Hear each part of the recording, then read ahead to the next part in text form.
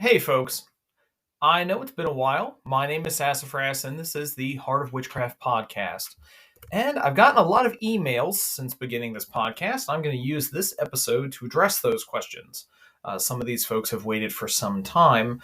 Some I've written back to and decided to kind of share that with this wider audience. A few folks even wanted to know if I was okay. And no, I haven't died. A whole bunch of emails asking if I was dead, which, I mean, I didn't get back to them, so did I give confirmation until just now?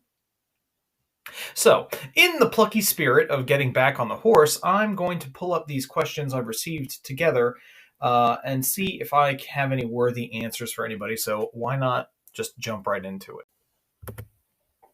So, I received a question asking, I started listening to your podcast because Ashley mentioned it on Seeking Witchcraft, and I was wondering, where could I get some beginner resources? So, beginner resources. Okay, this branches in a bunch of different directions.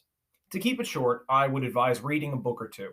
It doesn't much matter which one. There are a ton of beginner books on witchcraft. I like Thea Sabin's Wicca for Beginners.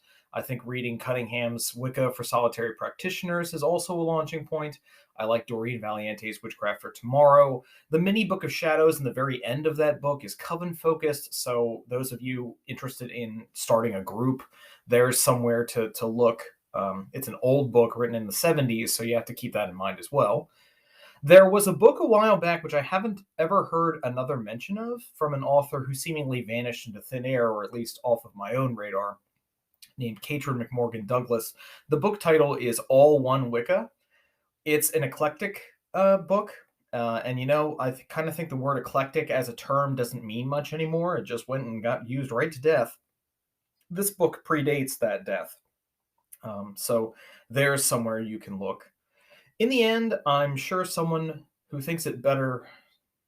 I'm somebody who thinks it's better to read everything. It's okay to read garbage, to read things that no one else reads, or read whatever you like. But doubt what you read, but read it. It's okay to be skeptical. I think it's better, actually. But, you kind of read these sorts of books like you would read poetry or music lyrics. Is it true? Is it not true? That's not really what you're reading it for. It's more art than science, even though people call it the occult sciences. Uh, I think all of this is much better thought of as poetry, music lyrics. That's kind of what religion is to me in a lot of ways. The literal concrete truth through an objective lens is completely impossible from a human perspective anyway. So who cares about that? Anyway, I think of Wicca operating in a lot of ways. Wicca works best as a format first and foremost, and you can fit modules of almost anything you like into that format. Meaning like the structure of ritual, kind of what you put into the ritual once you've already got it going is really up to you. It's up to your creativity.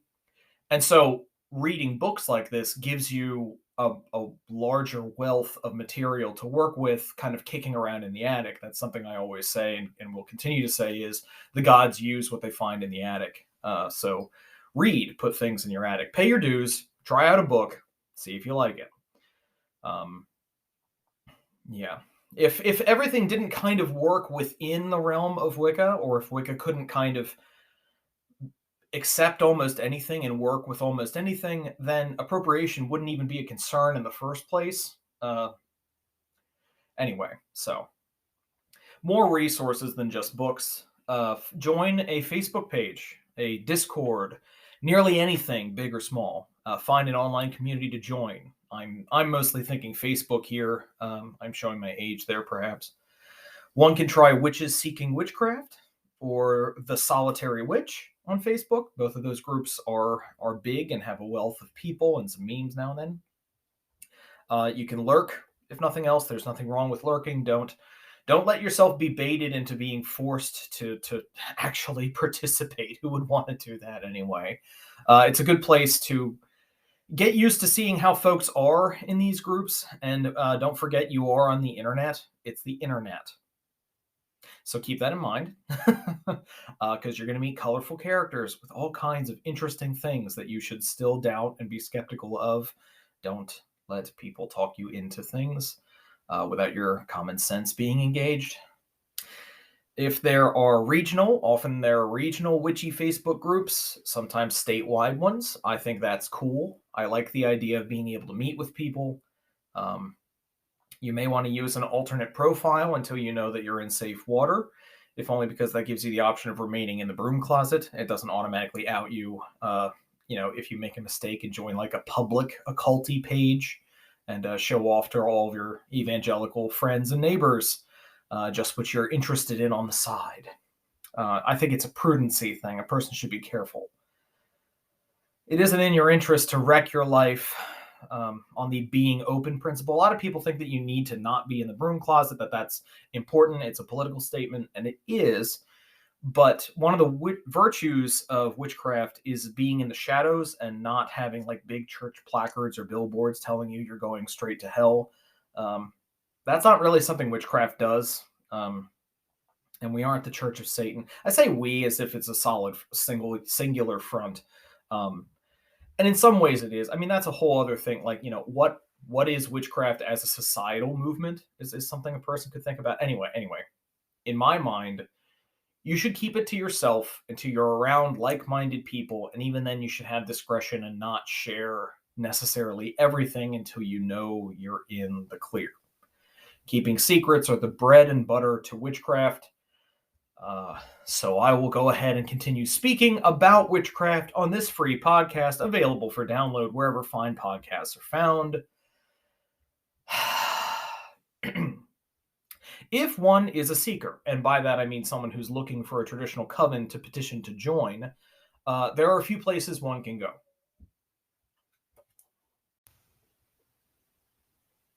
Facebook has several Gardnerian Seekers pages. There's the Gardnerian Seekers and Initiates page, the Gardnerian Initiates Open Forum for Seekers. There's also a Gardnerian Wicca page. The first two have files for covens located by state and region, mostly USA focused, but there are international listings. I believe there's an Alexandrian Seekers and Initiates page as well. Concerning the internet at large, there are pages with group listings such as mandragoramagica.com and darksomemoon.com.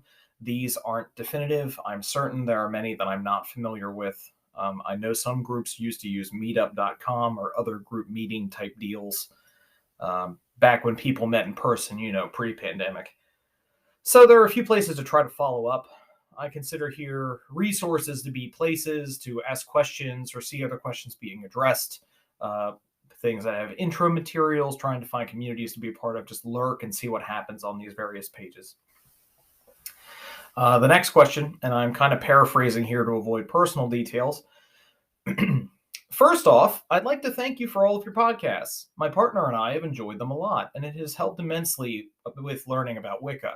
We both wish to join a coven one day and wish you could be our high priest. Recently, we've done our own compatibility chart with the latitude and longitude included, as well as times of birth. We've been together for about 3.5 years and are quite disheartened to learn that the horoscope chart basically describes our relationship as doomed to fail in terms of compatibility.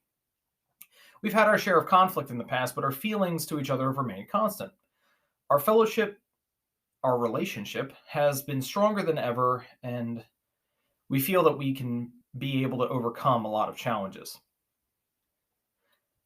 We come to two different conclusions. One, our relationship is bound to be destroyed by these influences or fizzle out.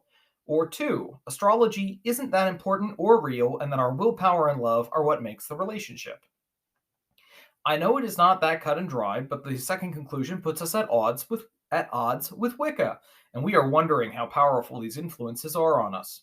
And perhaps there is another psychic influence that is more powerful that we should pay attention to. Any advice is greatly appreciated, and I hope you have a wonderful day. Okay. Well, I would say first that looking at love compatibility via astrological chart is merely one portion of astrology, merely one possible use, and so I would temper the notion of it being overly authoritative and instead think of it as highlighting what's possible in the relationship. If one of you has a fiery temperament, and this often clashes with the cool, calm disposition of your partner, then it can be noted by astrology. But when you look at your charts and say, oh man, is this you? But what that's doing is highlighting a possibility. It's also possible that you have already overcome the challenge represented to you by those various items in your chart in comparison.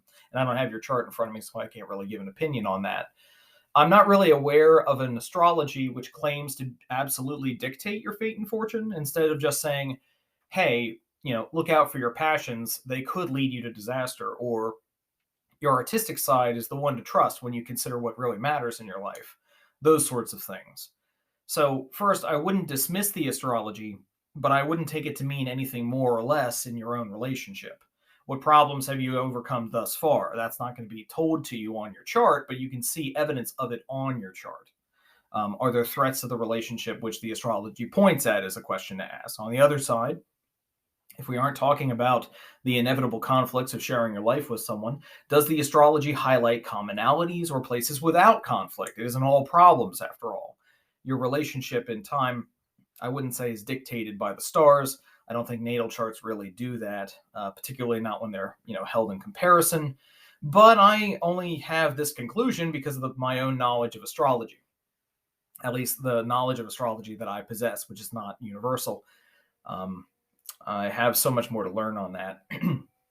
Might I recommend to you the Astrology Witch podcast? Tiana really deep dives this stuff in an approachable and pleasant fashion, and I love her voice. Well, I will say, though, to the point that you make about point 2, quote, astrology isn't that important or real, and that our willpower and love are what makes the relationship, and that it puts you at odds with Wicca. Well, I'm confused. Willpower and love are both part of Wicca, not astrology. Some Wiccans might put weight on astrology in their work and their workings, usually in terms of fitting themes for particular times, or the energies of various zodiac signs, or the motion of the planets, which don't come into conflict with the Wiccan celebration of the Sabbats, the veneration of the gods, the honoring of the cycles which play out in life, and astrology is one of them. Your relationship is your own. Relationships themselves are difficult enough to manage without being concerned as to the stars, although I do think looking into love compatibility via birth chart is fun and interesting. I would only value it to the point of pointing out potential areas to keep track of, and only when I detected such in play in our relationships. Perhaps think of it as a big picture, with your day-to-day interactions being the same, only in micro.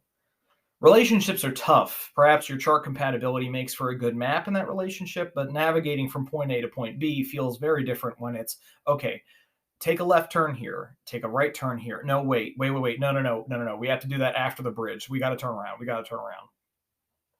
So it's tempting to say, Siri, or tell Google to give us some directions and get us to where we want to go. Sometimes that autopilot doesn't quite realize a particular road isn't open yet, or the road conditions aren't so great, or the traffic is more than it thinks or less than it thinks. And this traffic thing is just an analogy, and hopefully not the worst one. So this next one's short, but that's not a bad thing. Hello. I hope this finds you well. I'm listening to your podcast. I found it via Ashley's Seeking Witchcraft podcast. Thank you all so much. I'm learning so much. I binge while I drive. I'm looking forward to more of what you have to teach. I'm currently new in my practice. I have a clarifying question if you have the time. How should I get rid of my offerings? I do not want to offend. Thank you so much. A quick side note, I get emails from people that aren't necessarily, who don't necessarily have English as their first language. Or perhaps I'm just reading it like a robot. The fault here, give it to me. It's not on the folks that wrote me emails. So yeah. But so to answer this, I think a bit of that on what to do with offerings and being concerned about offending the deities to which you make those offerings. I think a bit goes into it like, was this accepted? Was my offering accepted? And even with a yes or a no, one can imagine the gods or spirits saying, okay, this is good. I've enjoyed this incense. And if you're going to be burning more for me in the future, you're going to need to get the ashes out of there to do it right. I want the new stuff. I don't want that. Or the whiskey you poured for me is great and all. I want fresh stuff. You've left this here. I know that this is my spot and you've put it here for me, but I want new. I want good. This bread and honey was great, but now it's stale and oxidized. I don't want that. I want new. I want fresh. Fresh meat. No, no. Well, maybe yes. If you live somewhere where you can get outdoors and there's a tree you have an affection for, leaving food or drink offerings at the base of that tree is fine. Not only in the offering of it, but also in getting those offerings out of your house and out of your concerns. Does this mean that the gods are taking your offering via the attentions of the chubby squirrel who always notices you leaving the house from that particular door with a particular plate in hand? Well, offerings in the West have always been this kind of thing. It's a reciprocal thing. It's a gift. You give a gift to the gods, usually of what you're partaking of yourself. Um, that's kind of part of the cheers. When you do cheers or skull or something like that, and you hold your drinks aloft for a moment, that's kind of an offering to the gods. It's holding it up in honor and all of that. But the goal is never really to waste ultimately what gets sacrificed. It's okay to eat cake you've offered to the gods as long as you gave them their own piece, gave them their own portion, held back for a moment for their sake. In fact, you should always be sharing in what you get when you offer the gods. Share what you're offering with yourself. Historically, sacrifice is done in this way. I encourage folks to go look up your favorite culture and see how they do sacrifices of literally any sort, and then emulate those practices as you see fit, as you can do. Obviously, you can't do anything you can't do, and don't let the fact that you can't do it perfectly stop you from trying. That's foolishness. There's a reason that this has lived on in the West. In my area, every spring and summer, you see signs everywhere in front of churches for bull roasts, pig roasts, the like. Yeah, that's what animal sacrifice was in the past. It was a big barbecue. This is kind of how you ensured safe food and eating conditions of meat. You think about all of the various things that go into ritual sacrifice of any kind.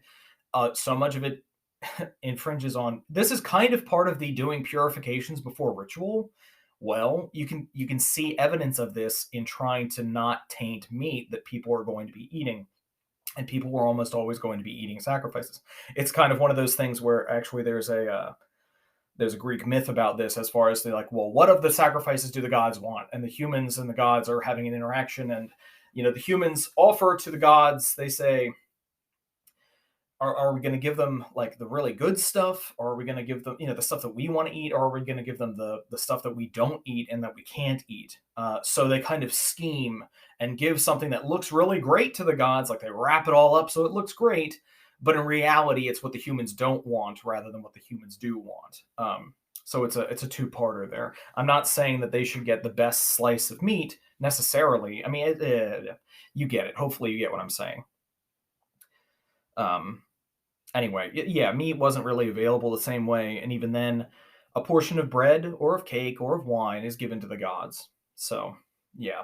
What happens to it after you've done that, I don't really think it much matters. The offering is what's important, not the conclusion of that. That doesn't really matter. At least in the same way as, when you make food for yourself. Sometimes you save your leftovers, sometimes you compost your leftovers, sometimes you toss them out or you give them to the dog. You yourself don't take offense at what happens to the leftovers. I can't imagine that the gods would, at least in my own experience. Next email. Sassafras, I wanted to reach out and offer thanks to you for setting me down my literary path of witchcraft. I first heard you and Arlie on Ashley's Seeking Witchcraft podcast, and to be honest, those episodes helped to shape my beginning craft. You had recommended at the end of one of the podcast episodes a book to read, The Witch's Bible, and on a whim, I decided to pick up a copy. I tore through the book, I loved every word of it, I found it to be profound, and for lack of a better description, it was fucking wild. It was the third book I had read on witchcraft, and the first one I felt resonated with me. I had tried a few other more readily available authors. Those specific titles didn't quite do it for me. Having only a few months into this experience, I would love to know if you would be willing to share some more titles to read. I just finished Thorn Mooney's book, and I'm currently reading The Witch's 8 Paths to Power. I want to say, as an aside, I want to say that that's by Sable Aradia. I haven't read that one. I don't know. Back to the email. I am always on the hunt for more materials. It seems that the most common thing that any prominent witch or member of a coven says to do is to read, which I enjoy doing. Anyhow, thanks again, and please pass on thanks and well wishes to Arlie and Ashley as well. Seriously, those first episodes really did shape the beginning steps that I took, and it laid a foundation for how I want my craft to look. Cheers. Okay, so sorry it took so long to get back to you. Um, but to get to the point, as far as books to read, my own background and experience is in grimoires and in Gardnerian Wicca, and I don't think that's the worst thing. Grimoires are interesting. I have a particular definition that I don't think pop Wicca understands. I think well, that's a whole other thing. When I say When I say grimoire, I mean a historical manuscript. Usually at this point, it's hundreds of years old and it's traceable to a particular place, usually in particular times, when at least that particular manuscript was written.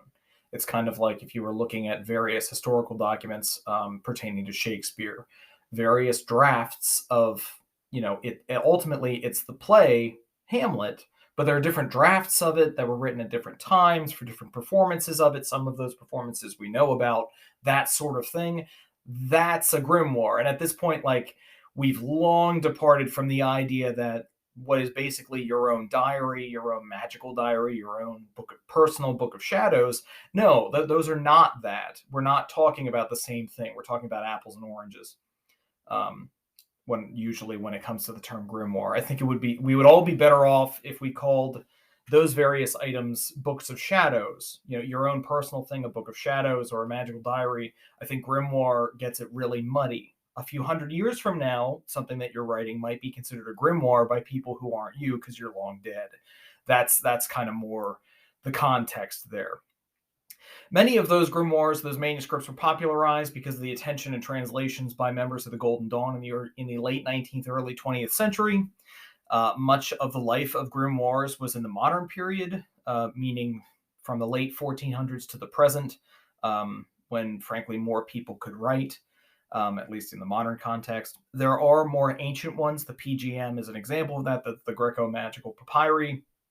There are a whole bunch of different kind of collections of magical documents, spells, and things like that that you find in history. You can go looking around for those. Each one of them has their own fascinating history, which, of course, these can also sometimes teach us a great deal about magic, historical magic, and magic that we ourselves are able to do. But you have to keep in mind the culture and times which produce them, and that you will face some challenges adapting to it in that way. There are whole groups for people trying to work particular grimoires that exist on Facebook and other places, and they more or less contain the same amount of crazy you find in witch spaces. So again, have some doubts, have a healthy amount of skepticism. Do your own thing. Don't worry about what others are doing, but it's not a bad thing to occasionally see, someone else is tripping on this, having issues with that, faces these challenges, just like me.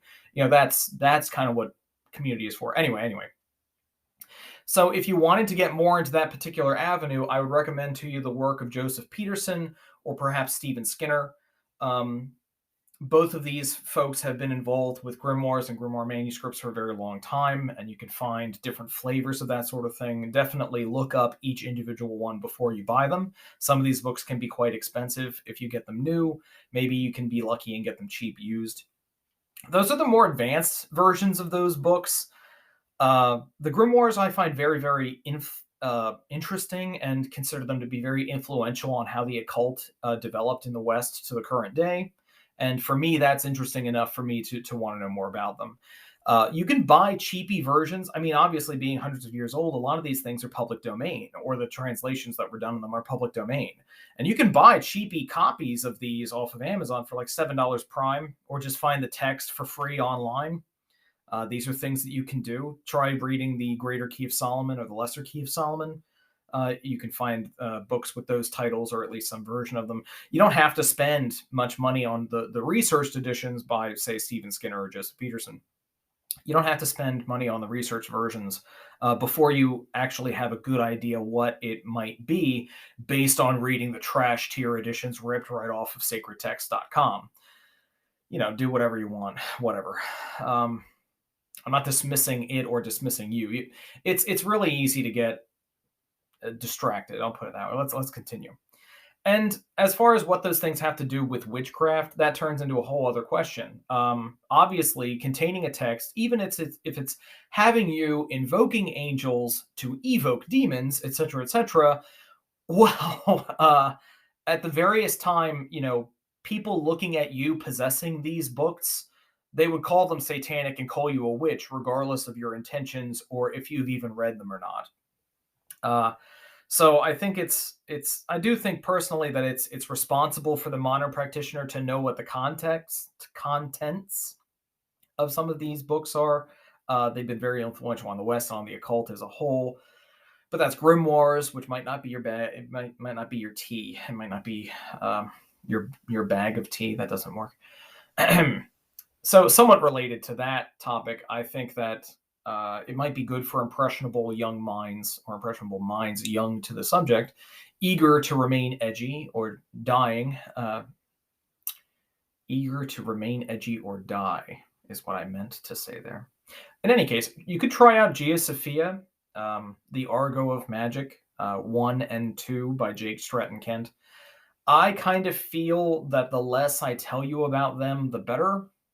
I will say that the first time you read them, just skip over the Jason and the Argonauts bits. I think that they drag down the text and are distracting to the first person reading them. Like, his words on it are more important than him trying to do some poetic thing. I feel that those interludes are trying to achieve the same effect that the interludes in the spectacular book In the Dark Places of Wisdom by Peter Kingsley was doing. But I feel that they distract too much on the first reading. First reading. Do you get what I'm saying? Moving right along. As far as Wicca/witchcraft goes, I think of modern traditional witchcraft, and I say that with the rabbit ear quotes.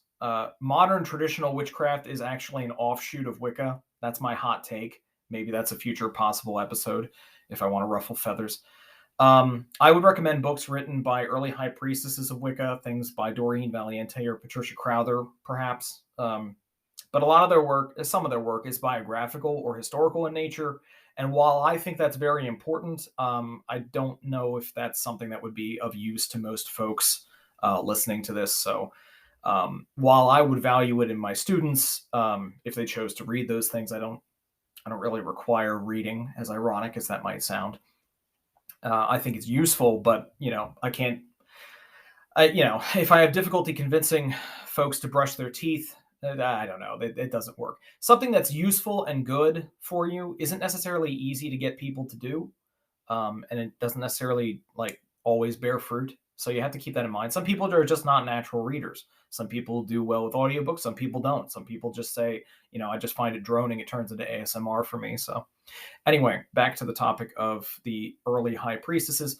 Of their works, the useful things for someone just getting into it, I think Doreen Valiente's book, Natural Magic, is an interesting book. A person could read that and get some stuff out of it, bits and pieces. That's more of spell work. That's not about a big magical a systematic theology of magic and Wicca. No. Natural magic is more here's some candle magic to do. Here's some card magic to, using cards, playing cards, that sort of thing to do magic. Or you could try Patricia Crowther's Lit Off the Cauldron, I think is useful. It's got all kinds of little tidbits. Lit Off the Cauldron is kind of like a public edition of what I mean. It's a system of magic that doesn't break oaths, but is still Wiccan in flavor. She's never going to get out of that box, because that's how she learned her witchcraft. So it's always going to be Wiccan in flavor, I would say. And Lit Off the Cauldron it's an okay and interesting book. It's got all kinds of interesting things. Patricia Crowther became very interested in zodiac magic, magic involving the star times and particular planetary energies, that sort of thing. So she had some books on that. I think it's called The Zodiac Experience. There are videos of that on YouTube as well if you want to get a flavor of it before you bite on a book for that. Conversely, there are always more modern crops of Wiccan authors. Deborah Lipp, I say modern. Deborah Lipp has been publishing for more than 20 years now, I want to say. But she has a bunch of books that may be of use to you. There's a lot of books, a lot of lore out there to learn, and nothing is ever wasted. Even bad books are fine. Read bad books. know what's in them, so that when someone criticizes them, you know why they should be or why they shouldn't be in the particular way somebody's saying something. People tend to talk about books more often than they read, and you'll find that out if you haven't already by how some people talk about books. They'll give you their opinion on them, like writ large, instead of saying, "Oh, I can't handle that book because the author is too pedantic, or I don't really know who they're writing. It just pisses me off to read this person." To me, that's a much more honest criticism of a book than just saying, "Oh, don't read that. They're no good." There needs to be more to it, for a fair criticism at least. But in any case, with the bad books, you should read them before you toss them onto the pyre. I know that's a joke. Don't burn books. Burn incense. Eventually, one doesn't have just one book to recommend. There are way too many books that one could recommend. What do books even do for you? Go light some candles, do some witchcraft, burn your fingers, do magic that you don't particularly like the flavor of, because without doing it, you won't know its actual flavor. One of the exercises our training groups have to do is they have to write their own ritual. I know that doesn't sound like much, but it can be a bit heavy for students and practitioners alike at first. You get more into it, but some rituals are harder to write than others. Depending on the purpose. Of course, once a person's written it, a person has to do the thing, and sometimes it's most interesting to see what happens when the rubber meets the road. Even better, what does the student do in reaction when candles get knocked over, literally or metaphorically? That's the test. Write what's workable, work what's writable. Do you understand what I'm actually saying? I still have plenty of more questions that I can do here, but I can feel my voice getting tired, so I'm going to save these for later.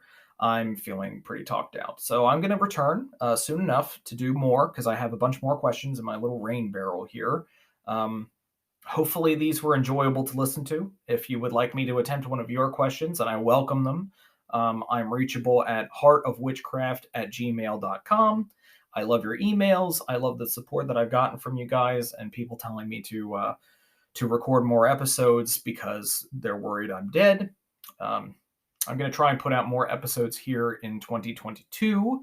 Until then, I would like you all to take care of yourselves, and blessed be. This is Sassafras, and this has been the Heart of Witchcraft podcast. And I do hope that you guys are taking care of yourselves in these trying times.